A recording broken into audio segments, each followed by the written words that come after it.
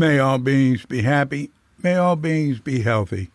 May all beings be free from harm. May all beings love life. May all beings awaken. Welcome to another Cuke Audio Podcast. I'm DC Poobah of Cuke Audio and Cuke Archives, doing our best to help preserve the legacy of Shunryu Suzuki and those whose paths cross his, and anything else that comes to mind. I pray that you and yours are safe and comfortable, free from economic hardship, and able to get out and do whatever it is you want within the limitations of the universal precept of do as little harm as possible. So today we have a guest, Dan Kaplan, Daniel M. Kaplan. And Dan, I've known Dan a long time. You know, it just goes back into the distant past. We sort of nail it down in there in the, like, I don't know, around, you know, in the mid-'70s we met. And, you know, stayed in touch and this and that. But when I was living in Sebastopol with Elin, he came to visit. And when he mentions that here, so that spoils it. And you know, when I lived with John Tarrant, I'd see him because although his early career was with the San Francisco Zen Center in terms of spiritual practice, later on he was with the Pacific Zen Institute, specifically with David Weinstein, who is my wife Katrinka's teacher as well. Daniel is a therapist. He's oh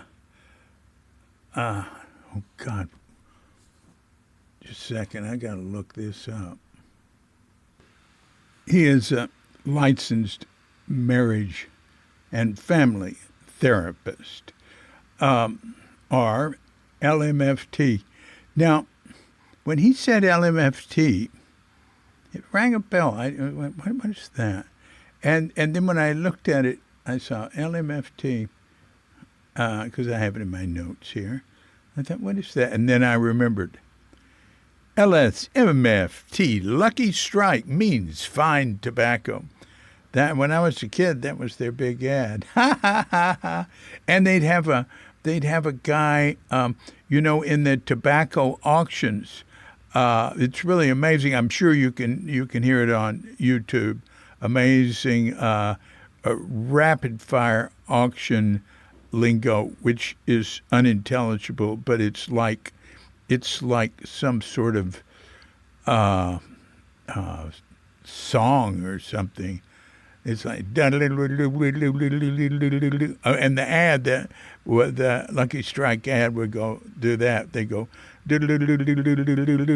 sold American. So that was the American Tobacco Company buying the very best tobacco to make Lucky Strikes. And I smoked Lucky Strikes some. I preferred Camel non-filters when I was a idiot teenager. But I sometimes would smoke Lucky Strike because LSMFT, Lucky Strike, means fine tobacco. Oh, pardon, Dan. Anyway, he is working these days as in a, and I wanted to explain this, EAP, an employee assistance program. I don't know if he says that, but he says EAP a few times. And I went, no, wait a minute, what is that again? You know, when he was with Zen Center, like, you know, full-time for like 10 years. And a couple of the people he was with that he mentions are that he took care of when he was at Green Gulch are Harry Roberts, the Yurok shaman, and, as he points out, agronomist. Now, I wouldn't have thought of that word. But I know Harry used to tell me he had the best natural, he had the best native plant nursery in California or something like that. And anyway, Harry was quite a character. And also, Dan took care of Lama Govinda, Lama Anagarika Govinda, and his wife, Ali Gotami, which were both sort of being taken care of by Green Gulch, by Yvonne Rand, overseeing them. Yvonne Rand, the Florence Nightingale of Zen Center. And one thing Dan talks about in this is Vina Yoga, Vina Yoga, and it really helped him out. So I thought I'd mention that. But Dan's website as a LMFT, licensed marriage and family therapist, is DanielMKaplan.com. DanielMKaplan.com. So look, that's enough, huh?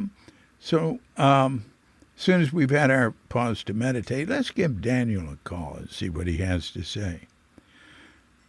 So when you hear the bell, if you're of such a mind, hit pause and meditate or whatever for as long as you wish. And when you're ready to come back, hit unpause, and we'll be here to hit the bell to end the meditation or whatever, and we'll give Daniel M. Kaplan a call.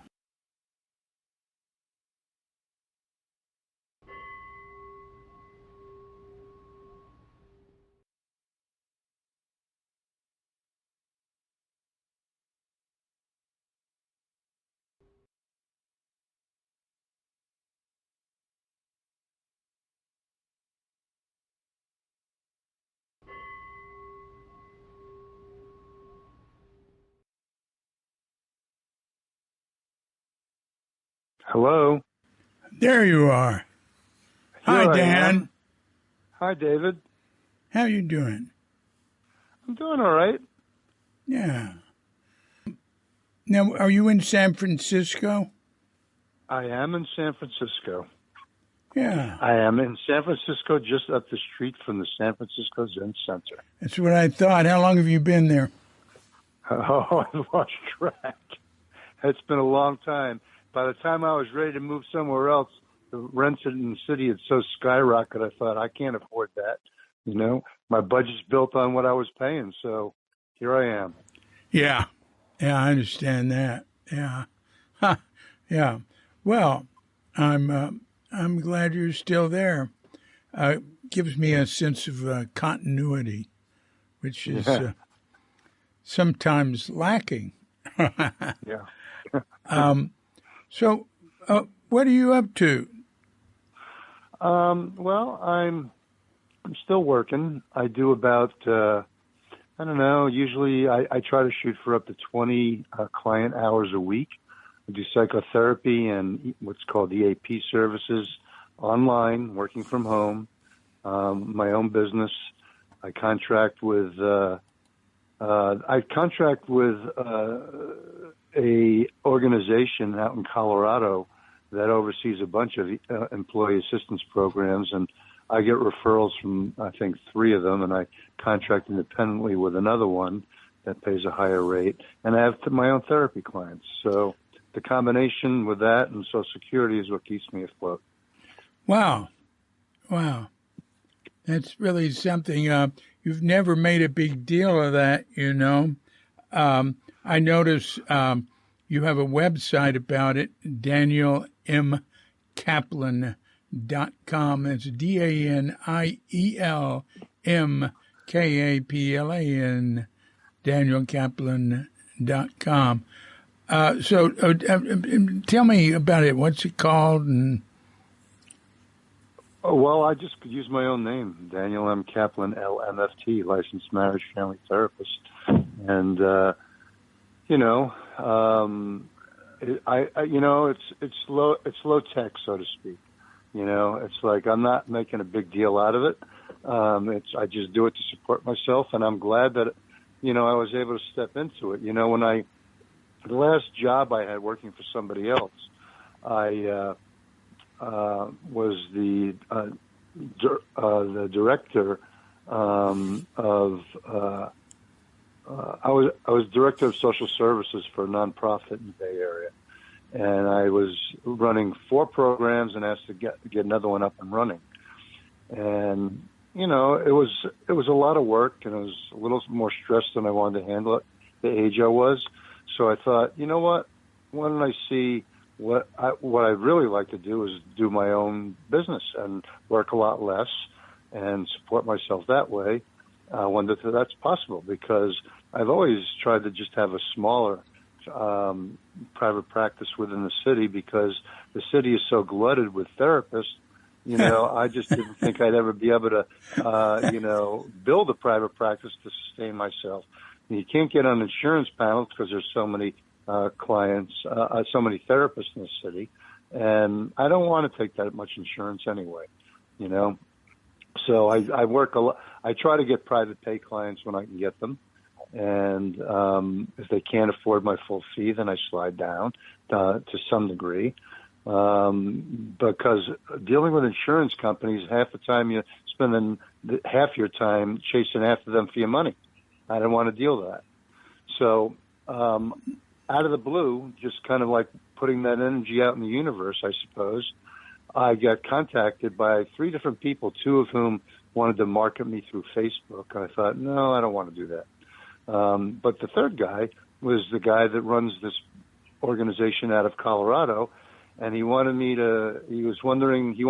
more of a presence in California, and wanted to know if I was willing to do up to 10 hours a month. So I said, sure. So he basically got me credentialed with different EAP companies, and in exchange, he takes a small amount off the top from what I get for what I earn. And in the first 3 months, while I was still having this other job, I made over $1,000 each of those months just doing that. So I was exceeding the 10 hours a month. And I thought, well, when I realized that was going to be a going thing, I thought, between that and my private clients, I think I can make this work. And so I guess in October or November that year, I gave a couple of months' notice so they could find, somebody else to replace me at the job. And I stepped right into it at the end of January of 2021, I think, or something like that. During the pandemic, So it was great. And plus it cut down on my commute, which then it cut it down to 0. and because of that, it lowered my car insurance rates too. So, it's worked out, so far. That's great. That's really interesting. What type of therapy is it? I mean, what do you do? What does it entail? Well, for psychotherapy, it's interesting. It's hard to define. I guess, I have to jokingly say I do Dan Kaplan therapy because it's kind of all the things I've been exposed to filtered through me. And not the least of which is the influence that my Zen practice has had over the years. So for many clients, I will, use, for practical reasons as well, introduce them to, counting their breaths, because they're so caught up in their distractions, they're not dealing with what's in front of them. And it's a problem if they're depressed or if they have problems paying attention.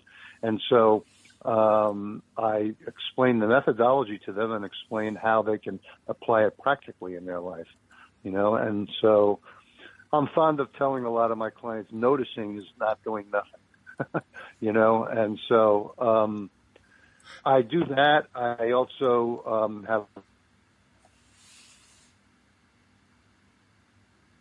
a lot of experience with cognitive behavioral solution-oriented therapy. I've been thoroughly trained, but I use it without using formal hypnosis. We use some of the principles in what I do. So I see couples. Today I just get referred couples. So and with couples, a lot of it is communication issues. And so I work a lot with couples on that. Mostly they're couples that are, I call them the bickering Dickersons. They can't get to square one, let alone get to the end of what they need to. So I do what I can. And so it depends on the person and what they bring to me and what their resources are, in terms of their experience, their abilities and skills that maybe they're not using in the context where they have a problem. And I try to elicit that and use that to their benefit. So I don't do the same thing with each person I meet. Yeah. And so, that's kind of how I approach it. Wow, that's really interesting. When you have a couple come before you, I remember somebody said, God, I can't remember who, or that when he meets a couple, he can tell pretty much right away if they're going to stay together or not, or if it's going to work. And do you have any, I don't know, I don't remember what his criteria was. Well, I mean, I think for any client, whether it's a couple or an individual, I think one of the major criteria for therapy, for change, is are they really at a place where they're ready to make the changes necessary and to commit to it to make it work. So many people are so entrenched in their own belief systems and being right that and plus a lot of people that come into therapy are of two minds. I want to change, I don't want to change. Yeah. And so most of the work then is trying to get them to the point where they are ready to change, because otherwise they just spend hour dumping on me, and it feels good in the moment, but for them, but it doesn't change anything, and so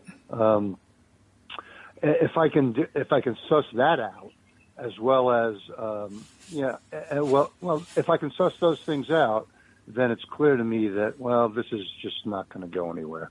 Now I've been wrong once or twice about that. I stayed with it, and it turned out people surprised me. But most of the time, if I can suss that out, I'm not wrong. Those are the people I call the bickering Bickersons that are more interested in being right and defensive than solving the issue they say they want to solve. Yeah. So, yeah. Well, that's a noble profession. That's a right livelihood. Good for you.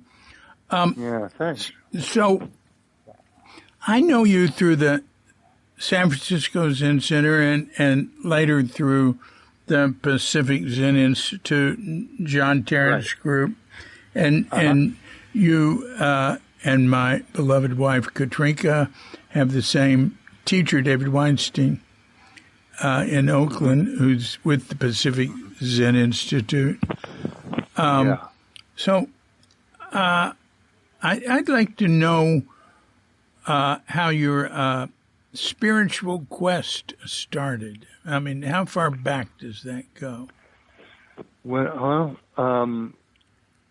I graduated college, I came back to live with my parents for a year. Where? Before I went off in New Rochelle, New York, just about 30 miles north of New York City, in the suburbs, the lower part of Westchester County. You leave New York City, you come to Yonkers, and the next town you come to is New Rochelle, the southern part of New Rochelle. I live in the northern end of New Rochelle. And so I stayed home for a year there, and then What year was that? Let's see. I graduated college in 1971. I came back to New Rochelle, in June or May of 71, and I was a history major. And at some point, I thought, I'll go study more history. And so I applied got into the University of Akron graduate program of history, where I quickly learned that they had formalized the study of history to the point of making it uninteresting to me. And so I stayed there all of a semester and then came back and started. I was itching for something, and I was reading a lot of different periodicals at the time, and I read a couple of things that pointed me in the direction of meditation. One of them, interestingly, was an interview with Huey Newton in Playboy, where he talked about this experience he had meeting and talking with a Zen teacher while he was in prison. It turned out to be Dick Baker, of course, but I didn't know that at the time. And he talked about, some things that I had already been thinking about. I thought, well, maybe I should look into some kind of meditation thing. And I, like I said, I came by it through other means, other magazines and stuff that I was interested in reading about, also. And so, I, at some point, saw this ad in the Village Voice, the New York, I don't know what you call it, a newspaper, I guess. And it was for teaching, for transcendental meditation. So I went down a couple of times, learned the method, and started doing that for about 9 months. But while I was doing that, I had started to read things like Alan Watts, D.T. Suzuki, and it really started to captivate me and grab a hold of me. And the more I read, the more I wanted to read. And in those days, there wasn't a whole lot to read. And so eventually, and I was still thinking in those days, if you want to study something, what do? You go to school for it, right? That's not how we study then, but that's what I thought. So I applied for what was then called the California Institute of Asian Studies in San Francisco, that was at one point affiliated with Alan Watts and a guy named Haridas Chowdhury, who was a Vedanta scholar. And he broke away from that, the American Academy of Asian Studies, and formulated the California Institute of Asian Studies. And it was not accredited. You mean Chowdhury did? Yeah. And so they had Buddhism programs, and I helped with Jack Weller from Zen Center, helped them design their first Buddhist studies program. Is that so right? I took all the courses that would have been necessary to get a master's degree, but I realized along the way that, I didn't really get into this to study, like academically, although it was interesting to me. I always had an intellectual side I was curious about, to study those things. But so I happened to be staying when I came out here with a friend of mine from college that I went to, who lived around just down the street or around the corner from San Francisco Zen Center, unbeknownst to me. And so when I came there, by the end of the first week I was there, I was going off with him to a 10-day Vipassana retreat. And when I came back, I became a guest student at San Francisco Zen Center. Where'd you do this Vipassana retreat? Yeah, where did I do this? I don't know where it was. It was in California. And it was with a guy named Robert Hover. And he was some highfalutin intellectual, and the talks were all about the Abhidharma. Wow. And I remember listening to that, and I thought, if I have to study this stuff to practice what they're doing, the hell with it.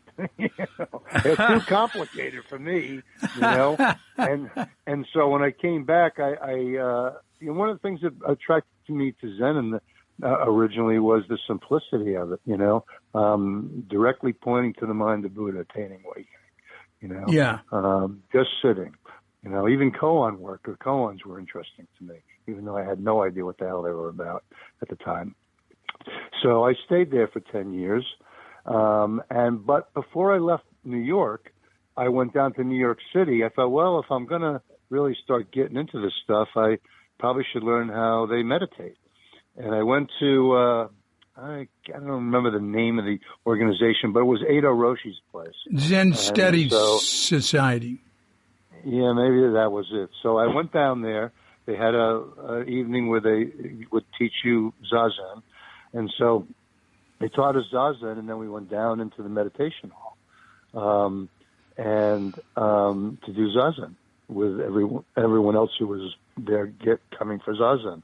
And I distinctly remember, of course, I never having sat with my legs crossed before, it was really hard for me to sit, period, cross-legged there.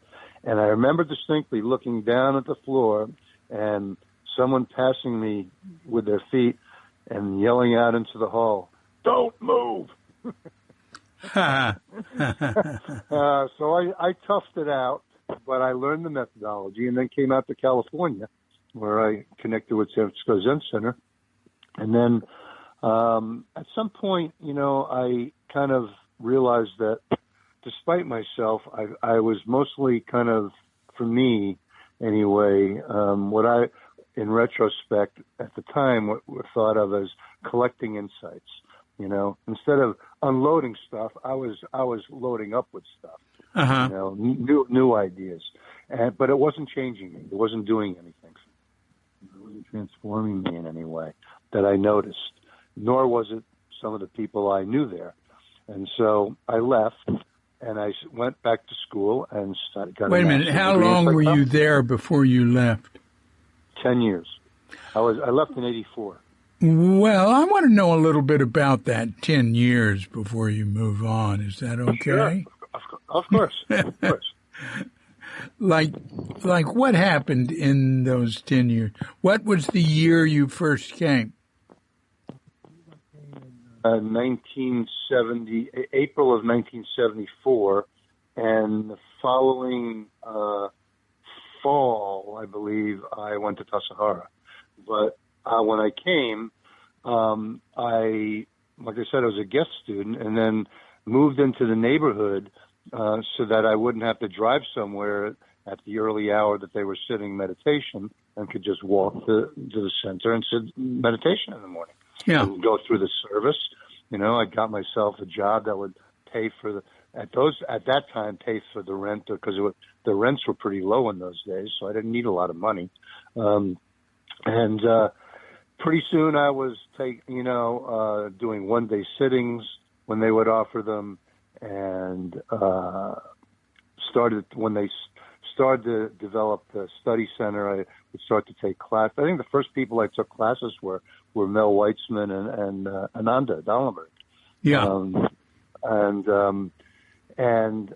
Eventually I did a session, at least one session, if not two, before I went to Tassajara, and then applied to it. And people like Layla Bockhorst were really encouraging me to apply to go to Tassajara, because I guess she saw me around a lot. She worked in the front office at the time, I believe. Or at least that's where my bad memory remembers. And so I did all that stuff, and I was kind of regulated. I have a question. Sure. The study center, do you think it was just starting then, or had it been going on for a while? I don't think it had been going on for a while. I think it was if it was already started, it was relatively new. Yeah. I don't know how recent after I came before I came it started, but it didn't seem like it was. It really fleshed out over time. Beyond what it was when I first started with it. Yeah. And so I did all that, and then I basically, in those days, I don't know what they're even charging now to go to Tassajara, but in those days, I sold my VW Bug and was there for 5 training periods. And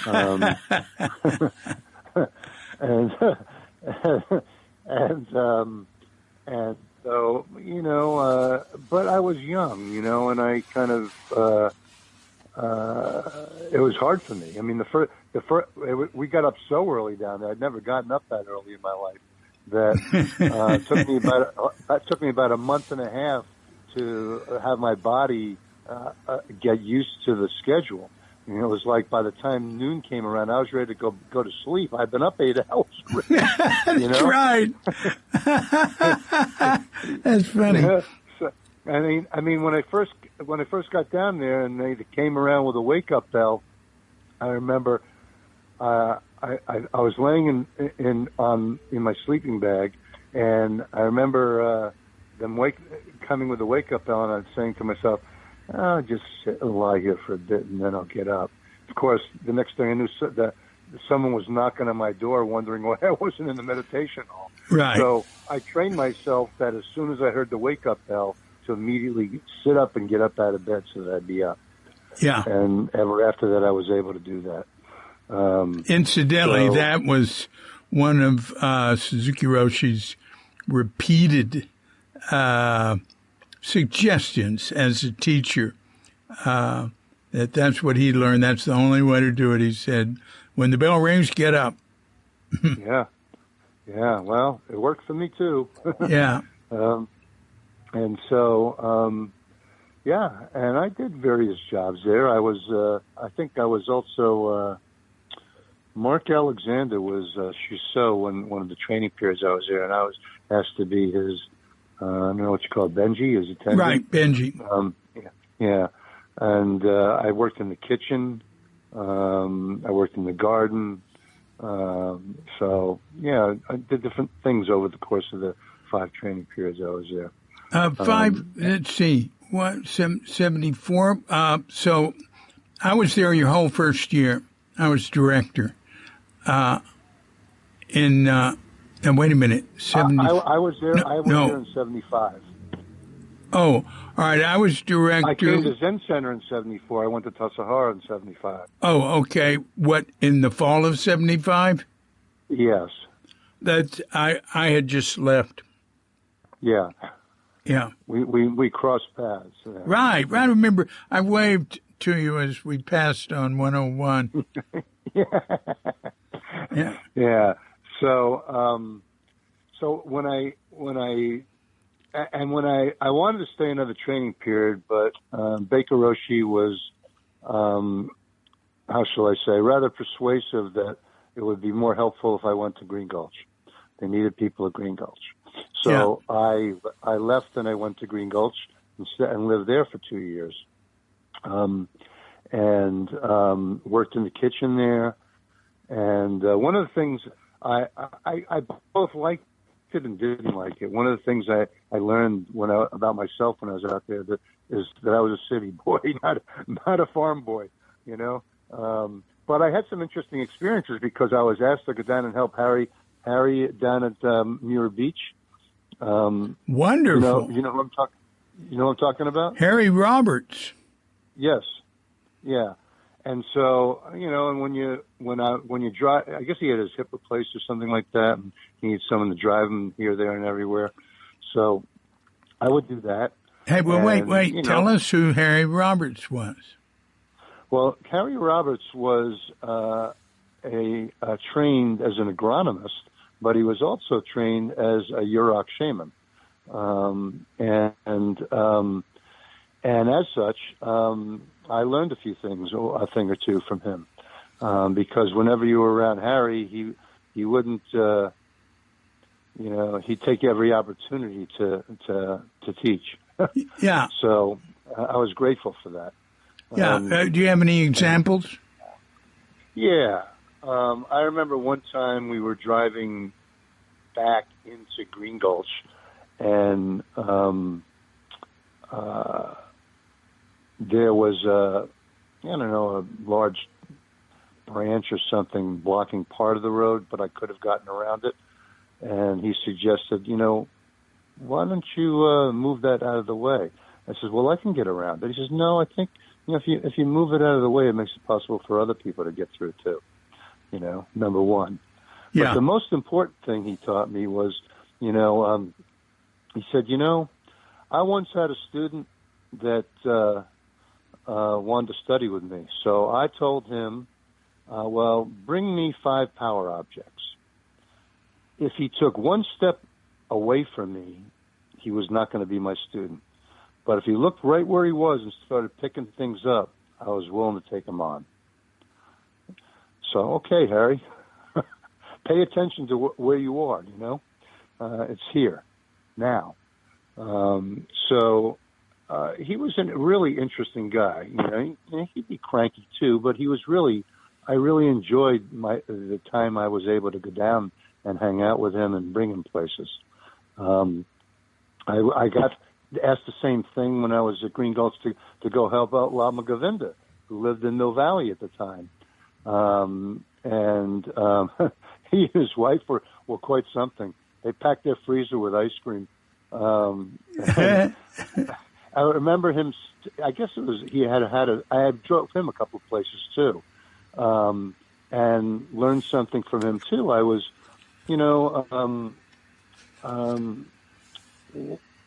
I can't remember how it came up, but I basically engaged him in a conversation, asked him about truth and should someone always tell the truth. And he thought for a minute and he said, you should always tell the truth, but you shouldn't tell the truth unnecessarily. Yeah. So yeah. I remember That's good. that. I've always remembered that, That's good. But I also remember when I went there and I was helping clean up and I was vacuuming in the room, he was sitting on the floor. I believe he was working on his thing on the I Ching at the time, his book on the I Ching. And he said something to me while I was vacuuming, so I turned off the vacuum. I said, I'm sorry, could you repeat that? I couldn't hear you. The vacuum was going. He looked up and he said, don't suck me in. Oh, that's funny. That's funny. So, I had some interesting times at Green Gulch, and that's of course when I had a fair amount of exposure to Lou Richmond at the time, because he was the Tonto there when I was there. So I've got another Lou Richmond story too, by the way. But well, let's hear it. Well, years later, and I guess it was years later, Lou had gone through whatever he had gone through. I was on a plane, going or coming back from somewhere, and I kind of was starting to fall asleep in my seat before the plane took off, and someone called my name, and it kind of I opened my eyes and I looked up, and I saw this person standing there with a beard and whatnot that I didn't recognize. He said, "It's Lou Richmond." I said, "Oh, hi, Lou." And it kind of stunned me, because it didn't look like anybody I recognized as Lou Richmond at the time, from my memory. Then he kind of just went about his business and went back to his seat or wherever. And I went looking for him and I couldn't find him. So he was on the plane somewhere, but because I didn't recognize him, I didn't even know what I was looking for, So, but it was Lou Richmond. I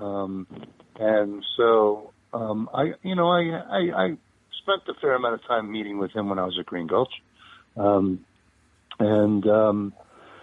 After a couple of years of being at Green Gulch, when I was down there, Dick Baker's father would come and right and sit there too. Was his name Hal? Yeah, Hal. Right. Yeah, and some woman named Lily Rossett. Lolly. Lolly Rossett. Yeah, that's it. Yeah, that's it. That's right. She was close with Hal. That's right. Yeah. So, I was there when Mayumi Oda came, and, all of that. So, and before she moved down to Muir Beach. Oh, she was staying at Green Gulch before she was at Muir Beach? She was staying at the Wheelwright Center. I helped get the place ready for her down there. But that was probably before she came. Okay. Yeah. Go on. That's interesting. Oh, I wanted to ask one thing. Because you were taking care of Harry Roberts and the Govindas, that means you were on good terms with Yvonne. I wasn't on bad terms with Yvonne. I didn't really know Yvonne that well. Well, she was the mother hen over.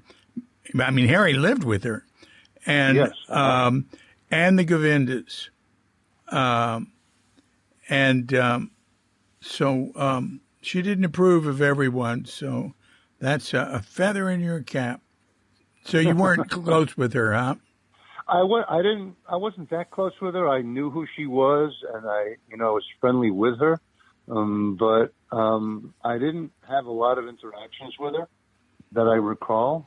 Yeah. Other than in passing, when I would see her, because when at some point, Teresa Rivera moved down to Muir Beach with her kids, and so I would go down there and visit her because I knew her at Tassajara. And I would see Yvonne down there sometimes, as well as Mayumi, who lived down there by that time also. Yeah. And, I was there. I was at Green Gulch for 2 years, and then moved back to the city and lived in the neighborhood, and eventually lived at 191 H Street, which was kind of a Zen commune. Right. Tom Cabarga and all sorts of people lived there over time. Yeah. Interesting place.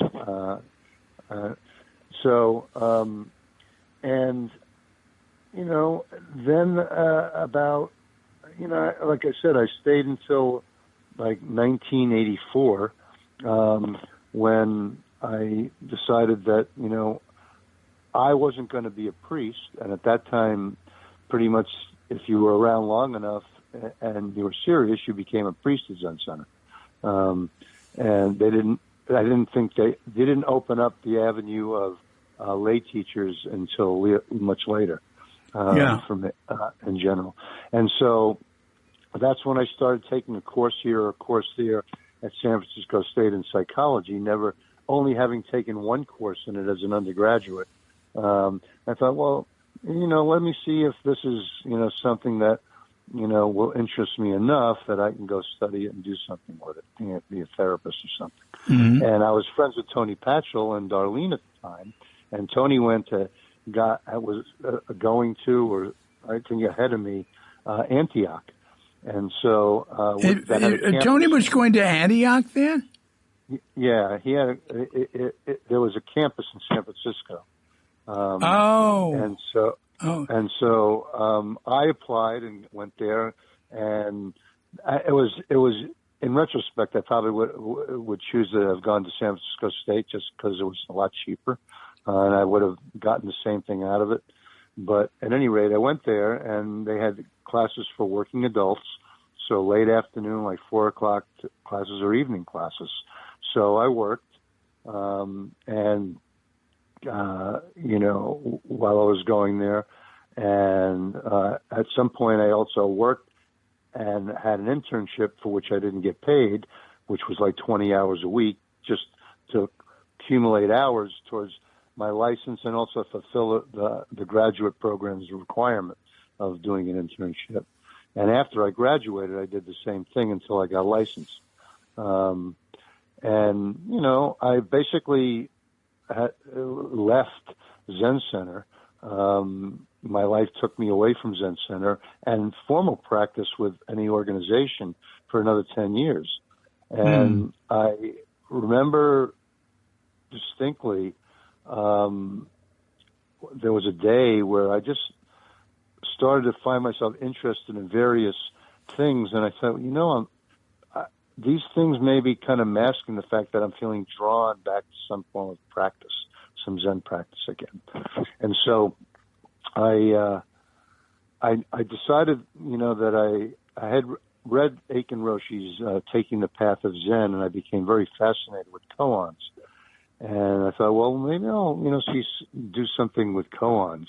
And I found this, I don't know where I came across it, but John Tarrant was going to be talking in Berkeley about his new book, The Light Inside the Dark.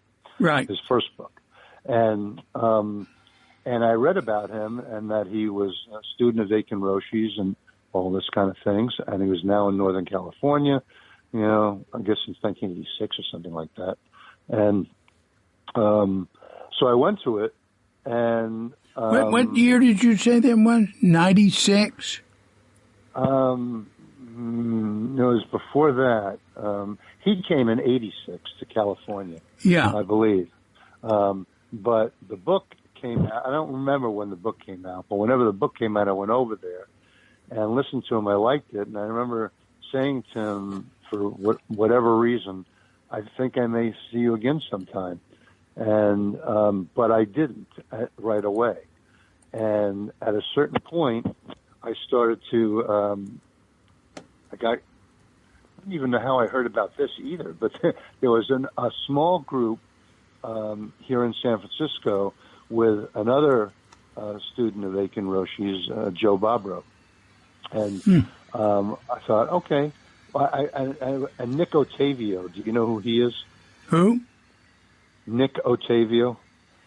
He's a guy. Yeah, I know who he is. He was kind of like the administrative head of that group, and he kept suggesting that I come sit with him and stuff. So I did, and so I started to. Where did you go sit with them? At the time, they were sitting at. God, there's this church down in Franklin, or is it Goff? It's Franklin. In one of the basement rooms. I can't remember what kind of church it is. Nice looking church from the outside. And there was a little room that Joe would use for Dokusan. At the time, at first, they were getting up to 15 people coming. And it's where I started to do koan practice with Joe Bobrow. And after a few years, I was not real thrilled about. I didn't have an affinity with him. Let's put it that way. But by the time I left, which was after 3 years, there were a lot of people who left that were still remaining. There were only 5 of us remaining. Nick was talking about moving back to New York. A guy named Kirk Fisher was talking about moving to Australia with his wife, which he did. And Chris Wilson was part of that group. And we all independently, for our own reasons, decided we were going to leave. And we did. And I met with Joe and told him that I was leaving. And I already knew about what was then called the California Diamond Saga. And David Weinstein was running the show over in Oakland. Not a sensei yet, but he was leading the group in Oakland. And so I started going over there. And then I hurt myself. Actually, I'm getting my time frame wrong. So I'll correct it as I go along. Yeah, I can say one thing about time is The Light Inside the Dark was published in 1998. Okay, so that's actually when I became started sitting over in Oakland. So that was pretty close thereafter then. And so and also when I started sitting with David, one of the things that happened to me when I was at Zen Center is I badly injured my sciatic nerve. Both during Gario and during Sesshin. And it was so painful I couldn't sit on a cushion anymore. And so if I was going to sit it would have to be in a chair, but I was in pain in those years because it was related to a disc that had gone out, and I didn't know that until years later. It was the first of 3 discs that went out over 10-year periods of time in between. And so I couldn't sit on a cushion. Wait a minute. I got to know what you did. See, it hurts me. I got to know what you did about that. To help? I did something that's called Vinaya Yoga, Vinayoga. It's an applied form of yoga. And when one of my discs went out, the 3rd disc went out, I sent an email to this woman who had been giving me massages, who lived over in Berkeley or Oakland, and she was also a midwife and a yoga teacher. And she wrote me back and said, "Well," I said, at the time I thought it was my back because I felt nerve pain, but it was a disc it was a blood clot, that wasn't a disc. And so she directed. So I was going on the assumption at the time that it was a disc. And I thought, well, the hell with this. I'm not going to keep going through this. I want to do something that's good for my back. And I knew that there were ways of working with yoga. You could do that. So she sent me this information on Vina Yoga, American Vina Yoga Institute, that has a website. And if you put in, where you live, they have a list of people who may be teaching it in your area. And mostly they're yoga teachers, but who have studied the system of Vina Yoga, and they help you design your individual program of yoga postures with breathing that are designed to tighten your core. And within a few weeks of working with her, I started to feel like this tightness around my waist that I hadn't felt before. I said, something's going on here.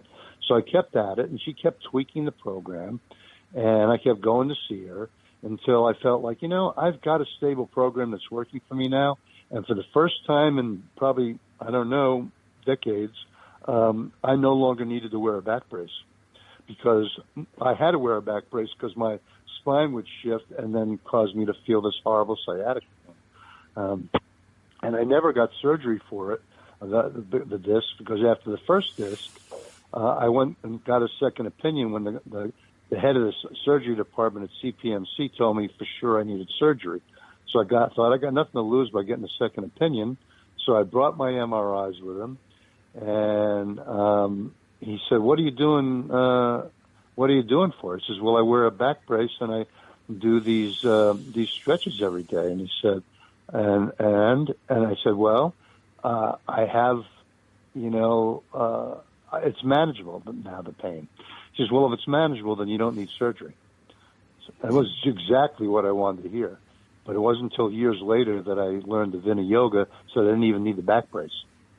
And I still do the exercise every morning that she gave me. She actually writes little illustrations of them as well as explanations of them on something and gives it to you to go home with. And I would practice it religiously. And it worked for me. Now, that's not to say that my back is strong, but I don't have back pain anymore, and I certainly don't have. Once in a while, I'll feel like I'm sitting too long, and my butt will feel a little bit of sciatica, but it goes away. I don't have any problem with it anymore. It healed over time. So that's what I did for that. Wow, that's really interesting. So, and what's that yoga called again? I want to.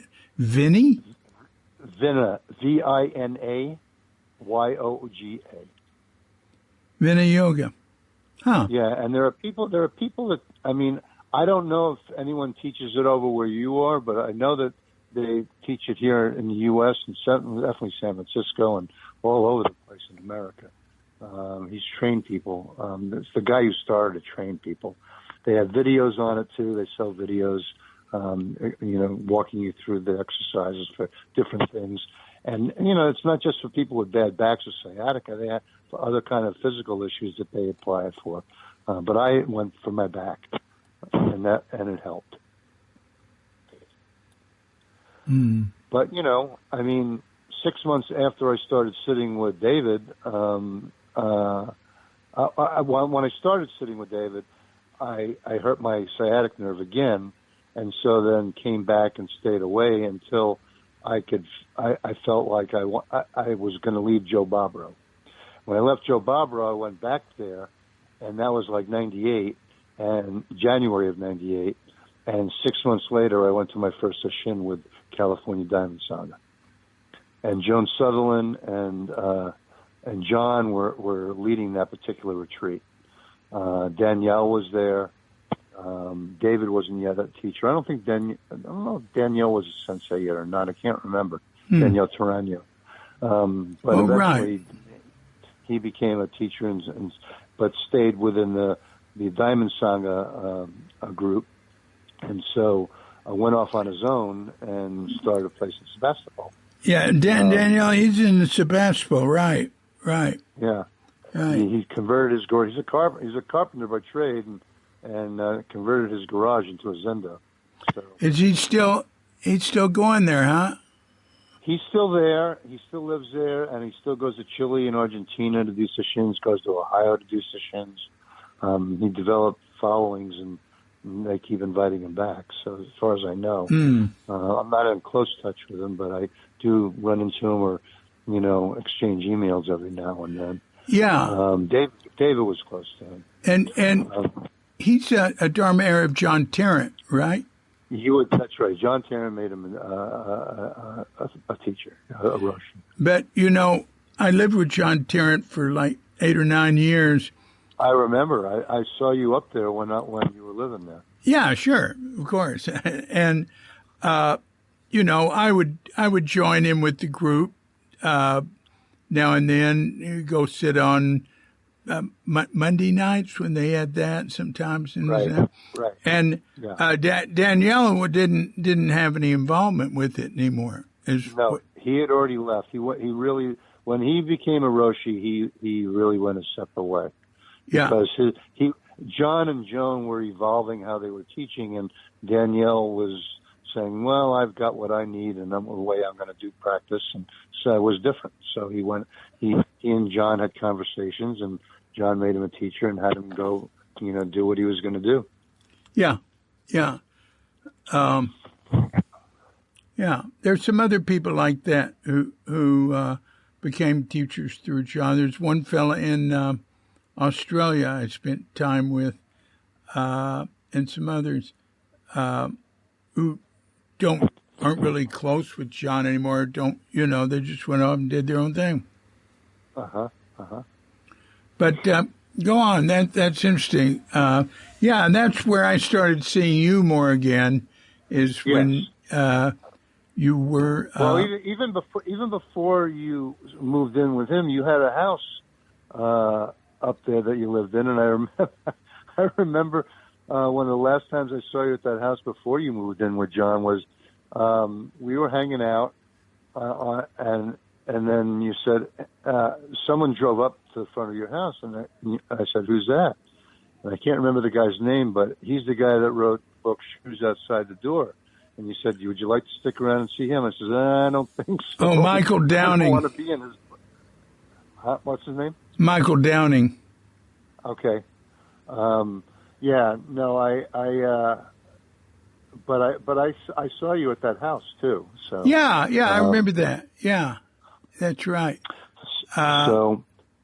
But yeah, I mean, eventually, and when I came to PZI, when they became PZI or CDS, I was there during that transition because they were really reimagining the way of working with koans and such. Joan Sutherland and John in particular, and over time David as well. I started working with. I took advantage of all the resources available to me. No one limited me from seeing just one person. Yeah. So I eventually asked both John and Joan Sutherland to be my teachers, and Joan, of course, then went to Santa Fe eventually, and was not in the health to be able to maintain distance practice. So I was not ready to pick up and go there. So I stayed with David, and Joan eventually stopped teaching. But when she lived in Occidental, I would go up and see her first twice a month, and then once a month for about an hour at a pop. She wanted to go deeper with people, so I did that. And but I also was going to all the CDS and PZI stuff. In those days, we were sitting up at St. Dorothy's Rest, and it was so affordable that I could go to like 3 or 4 sessions a year when I did too.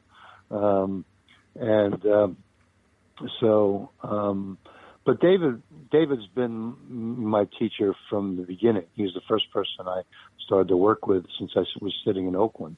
Oh, that's interesting, huh?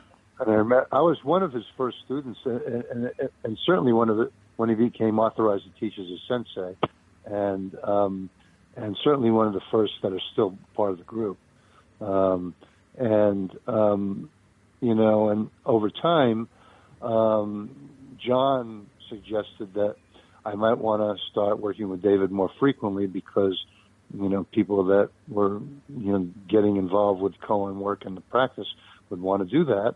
So I basically evolved this, seeing David 4 times a month, 2 times on the phone for half an hour and 2 times for Zoom for about 15 minutes each month. I still do that, except when he's away. He goes away. His wife's Japanese, and so he'll go to Japan or I think soon, sometime next week, he's going to be taking a train from an Amtrak with his mother-in-law and wife. He's arranged at her request, his mother-in-law's request, to get a tour of the White House and a couple of other places she wants to see. And he'll be staying with him for a while. So, but, I work closely with David. And so over time, at a certain point in the development of the group, and I did different positions in the group. Did pretty much all the leadership roles during Session. I did cancer once. I was horrible at it. But I did it. And even Charlie Cagnon came and was there for a while. Yeah, I remember that. And so, and at a certain point, when John started doing these koan seminars for people who had at least passed the first koan. And people like James Ford would come, and I can't even remember who else would come, but I was one of the first invitees. And it evolved into what's now called the Leaders Group. In those days, he called it the Koan Innovation Group because he felt that in concert with him and in interaction with him, we were helping innovate the use and practice of koans. And so I've gone to most of the leaders retreats that have been offered. They're usually pretty close to here, although the main venue that we've been going to is probably going to shut its doors at the end of the year. It's run by the Dominican nuns that are connected, that own Dominican College also, Santa Sabina, and a great retreat center. And the one that's like, God, where is that? It's in that's San up, Rafael. huh? It's in San Rafael, but it's not in downtown San Rafael. It's kind of, down. It's kind of Santa Sabina is down the road from a Dominican College. Okay. And it's a nice area of San Rafael. Yeah. And so they tried to get buyer for it that would kind of invite the same kind of, groups and speakers and things like that the nuns have been doing, and they haven't been able to find one yet. So if they don't, the order's probably going to redeploy them, or some of them are going to retire because they're older, which is a shame. But the leaders group will be somewhere. They'll have meetings somewhere. And John uses that with, now he has a couple of teachers co-lead it with him as kind of trainings. It's not just meditation. It's trainings and different stuff. So it's kind of cool. I'm grateful to access that too. Great opportunities and great people. I really enjoy the people that and I went to one. Was it? I don't know. Last month? It was last month. I went to one, and there were some new people. Over time, John's invited new people. Some people drop out. Some people get invited to come in, and it's not just people. It could be people that are relatively new to the organization, but that he finds kind of interesting and thinks that might make use of these kind of retreats and meetings. So it's always kind of interesting.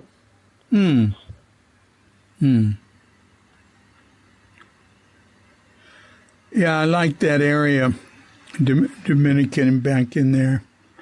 Yeah, me too. Steve Stuckey had a group that met back there. Oh, is that right? I didn't know that. Yeah. I knew Steve Stuckey had a group somewhere, but I didn't know it was there.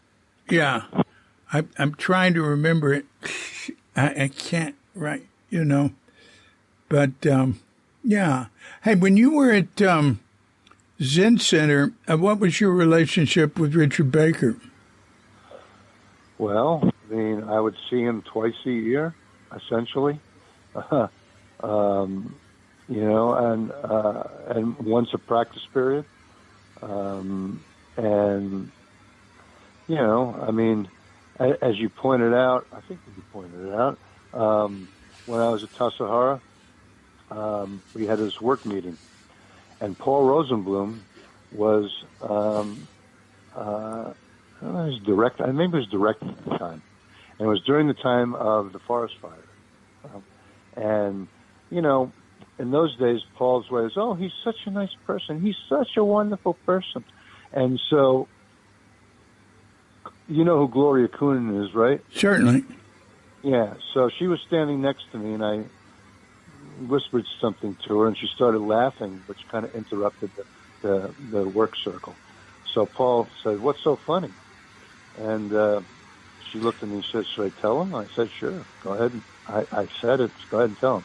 He said, he wants to know how come we don't ever get any assholes down here. Well, the next day, Dick Baker gave a talk because the board was meeting down there. And I can't remember what the topic of his talk was, but I was sitting pretty close to him in the front of the Zendo. And he looked at me square in the eye and he said, and the more and more you do, whatever, the less and less you'll see assholes. I said, okay. He was not happy. And neither was Paul. Didn't talk to me for like 2 weeks. We healed that. But wait a minute, what's wrong with what you said? Gloria Coonan? I can't believe she was there. Yeah, she was there for a training period. Really interesting. Right. And all she said is, "Why don't we get any assholes here?" Well, I was kind of making fun of Paul, who was always saying how wonderful everybody was. Everyone walked on water. Everything was beautiful. And it kind of didn't feel very genuine to me, or authentic. And so I leaned over and said, "Why don't we get any assholes down here? Why is it always got to be beautiful people? Don't they have Buddha nature too? Anyway. So I survived it. It seems sort of innocuous to me. Yes, well, me too. Just as when I listened to the last clips that you played of Ed's podcast, I thought, they really banned them for those comments? You've got to be kidding me. Actually, really? They never heard them. Oh, well, even worse. Yeah, they just got the letter complaining. Yeah, well, that's even worse. But see, when they wrote Ed about it, Ed Brown, and said, "Ed, we had another letter of complaint. Give your talk," and Ed got angry and wrote them an angry email back. I don't know what that is, but they just sent him one and said, "Well, you can't teach here anymore." Wow. And that was 6 years ago, and there was an effort recently, very recently, to reinstate him by a person who was studying with him. And at that time, I sent I wasn't directly involved, and it was being done sort of secretly, so I didn't feel that I could share information or something. But I did send I sent both the transcript and the recordings, and they're very brief, of what the woman had complained about.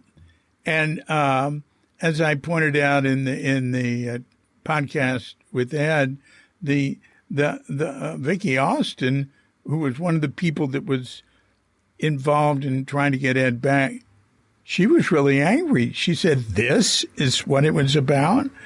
Ed was the sort of decision of that group was not. Ed never heard anything. They're just sort of we've just sort of gotten secondhand that it was, well, if he comes back, he'll just do the same things again. And then I say, and the problem with that is what? yeah, right. Really? It's like, the thing is that Ed says things that will offend someone or two or some few people who are extremely sensitive. They'll write a letter, and Zen Center is very, very sensitive to anybody who doesn't feel safe or comfortable or something. And institutions tend to be that way these days. And well, it's funny because you read the history of Zen, and some of these teachers said some very things that would make their students uncomfortable, and they were great teachers, you know. yeah, it would seem to me that Zen Center should, as I suggested, post a sign if you're worried about, the speaker, today's speaker might say something that makes you feel unsafe or uncomfortable. If you're worried about that, probably best not to attend or something. Yeah, really. But I think it should be open to various types of expression, and but it'll evolve, it'll change. Sure. Everything does. Yeah. There's what do you think about this is sort of like there's a woke era going on in the West, and there's woke, super woke, and anti woke, super anti woke. What do you think about all that? Well, I mean, it's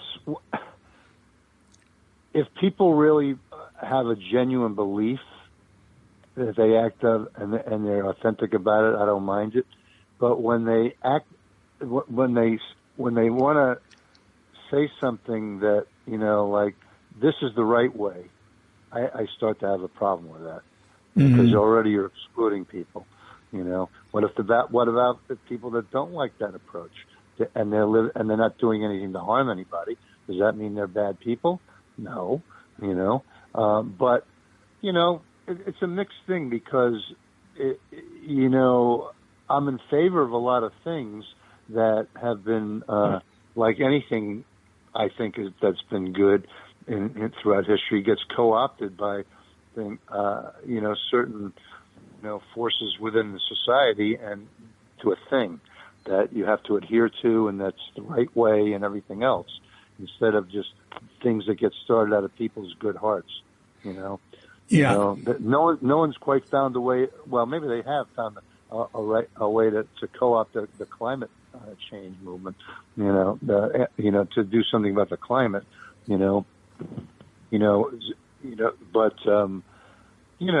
It gets to be too much if it's just about being woke. If you're not woke, you're not with us, or something like that.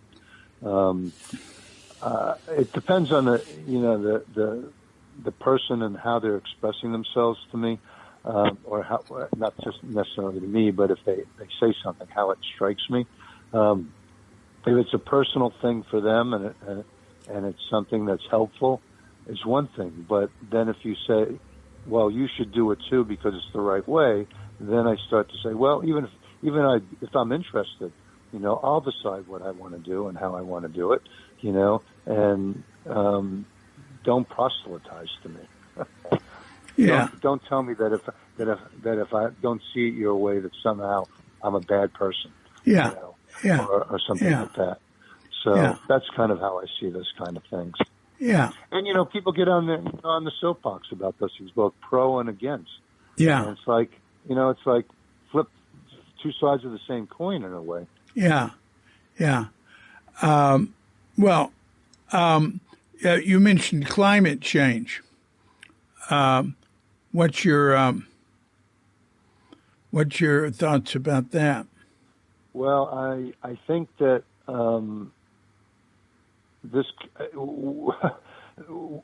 we're in trouble. There are certain ways in which I think we're beyond the point of no return. And meanwhile, we've got these forces preventing anything of our government wants to do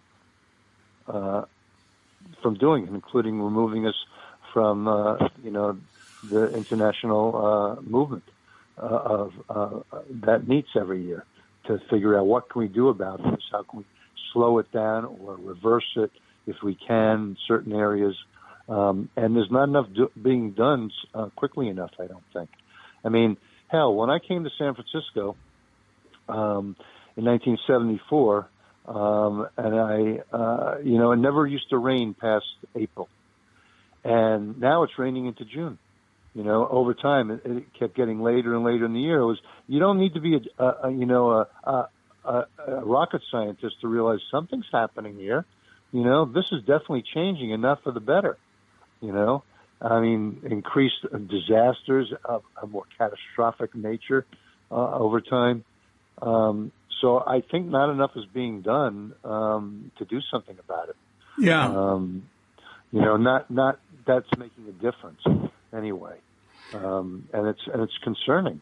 Not so much for me because I've lived most of my life, but for people that are younger, what kind of world are they going to be living in? 10, 20, 30 years from now. Yeah. So it's really concerning. Yeah. I saw an article yesterday. Actually, it was CNN. I just glanced at CNN. Let's see if they have anything. That the world just passed an important turning point in clean energy. Now, 30% of the world's energy is being produced by solar and wind. Wow. And maybe hydroelectric dams. I don't know what else. But anyway, that is moving ahead. China's moving ahead very fast with that. That's good because they're a huge country. Yeah. And they, up until now, have been not the opposite in terms of the climate. So if they're doing that, that's a good thing. Yeah. China does bad things. China does good things. And they're so big that they tend to be doing more good things than you are and more bad things than you are. I remember it was like I would run into, when I was living in Japan, into Chinese students who were just so smart and spoke such perfect English, and which I wasn't used to hearing. And then somebody said, there's more exceptional students in China than there are students in America. Wow. That's I wouldn't be so surprised. I'm not so surprised, actually. Your general take on climate change seems to be the consensus of people I talk to. Yeah. It's scary, because the people that deny the science. I mean, that's part the whole our society in particular, and probably other places to a lesser degree. If you can't even agree on what the facts are, how can you even have a conversation with somebody? I mean, really. I mean, it's like people living in two different worlds trying to speak each other's their own language, and you crosstalk. You don't actually communicate. It's hard. I mean, what's their appeal to if you can't appeal to the facts? Yeah. I mean, the study of climate is based on science and research. And even if it weren't, stick your head out the window and pay it. I mean, really. I mean, it's all over the place. Wildfires in California, worse than they ever were before. Flooding, in different places. Horrific, tornadoes and hurricanes around the country. It's just getting worse and worse when these things happen. And it's where do they think that's coming from? I mean, it's being caused by something. Yeah. Well, you look at the temperatures at the poles. Yes. Yes. Then you see 40-degree swing. 40 degrees higher. Yeah, at the poles, it's where it's happening very extremely, and I think then it'll work its way inland, and it can cause an ice age as it's warming up because all the cold, the barrier that keeps the cold in the poles can break down, and that can stop the Gulf Stream, say for instance, in our area, and that I believe that's caused the last mini ice age in Europe. But anyway, we'll see a little bit more of what will happen. Yeah, that's hopefully. Yeah. So you've had a most noble path of, your spiritual path, your therapeutic path. Seems to me that it's quite exemplary. Well, thank you. I just did what I felt myself drawn to, and what really made a difference for me in my Zen practice was when I started to realize that it was about me and my life. It wasn't about something out there called Zen or Buddhism that if I could just understand, maybe I could map it onto my life. No, it's about my life already. Yeah. And then something started to happen to me in practice. Yeah. I wasn't separate from it anymore. It makes all the difference, Yeah. I mean, the whole group of what they call miscellaneous koans in different koan curriculums, particularly at PZI, is all centered around no separation. There are different versions of or different takes on the no separation idea, that you're not separate from anything. Nothing's separate from anything else. And only when you're kind of all in on it and owning your own experience does something start to happen to you in practice. It's I've stuck with it all these years, 50 years, because it's meant something to me. And I made a vow to myself when I was at Zen Center. I thought, I'm not really thinking, I'm learning all this intellectual stuff, but I'm not really changed by it. But it's the only way of life that makes sense to me. So even if nothing ever happens, I'm just going to continue to stick with it, Is that what your vow was? Yes. And and I think there's something to be said for that, some people, I stuck around long enough until I came across the right influences that something started to happen for me. Mm-hmm. Mm-hmm. When I came to Zen Center first, I got Zazen instruction, and I've been looking for some. I thought, well, this is pretty good. I thought I'll try it for a year without questioning it. Uh-huh. So that was a vow, right? Yes. And absolutely. then I forgot about it. I never thought about it again. You know what I mean? I never thought about, is my year up yet or anything. Yeah. Yeah. Well, do you have anything else you'd like to say in conclusion? No, I don't think so. I'm so happy to hear your voice, for one thing, and I hope to make the time and space and while we're still around, to come see you in Bali. Oh, absolutely. Well, thanks for doing this, and thanks for calling. Yeah, it's really enjoyable, really good to talk with you, and I'm sure Katrinka will want to listen to this. God, I don't even know how I got the app, but all of a sudden I'm noticing this podcast through you. Oh, cool. And that's where I found Ed's, so it's on my phone, and I listened to it, and thought, wow. So now I'm going to listen to some more of them. Yeah.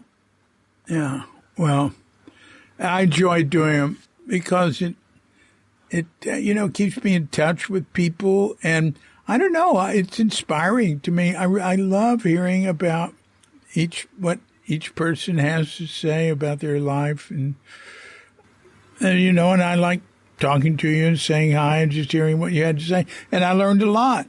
Well, thank you. Yeah. Okay. Well, you take All right, care. And all right, I will. You too. all right. Bye-bye. Bye-bye. So thanks a lot, Dan. Really appreciate it. That was good. But I think I said that at the end of the podcast. But it was really good talking with him. I hadn't talked to him in a long time. We have emails, we do that. So until next time, this is DC, Poobah of Cuke Audio and Cuke Archives, coming to you from Sleepy Sanur with Doghead Bandita, Feline Cuchita, and dear lovely Katrinka. And we're wishing you and yours and all of us a grand awakening.